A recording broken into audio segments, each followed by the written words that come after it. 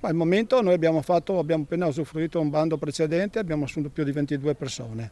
Adesso stanno andando in pensione altri e quindi abbiamo necessità di un certo numero.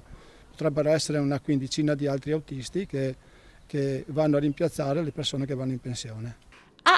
Autista cercasi. Dopo il caso di Savno, ora è l'azienda di trasporto pubblico MOM a cercare personale.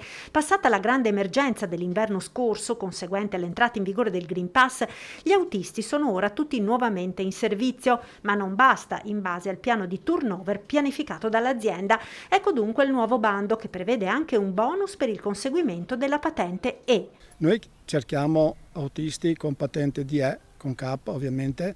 DE vuol dire per mezzi articolati, quindi di tutte le dimensioni, e questi verranno assunti a tempo indeterminato. Abbiamo però anche previsto la possibilità di presentare domanda anche chi ha la patente D, cioè mezzi fino a 12 metri, e con l'intento però, mentre questi hanno a tempo determinato e nei 12 mesi devono ovviamente fare la patente E, e noi contribuiamo con un aiuto di 250 euro. Sono circa 25 le posizioni vacanti, di cui 15 nei servizi di trasporto pubblico locale e 10 per i servizi scuolabus. È richiesta età non superiore ai 50 anni e diploma di licenza media.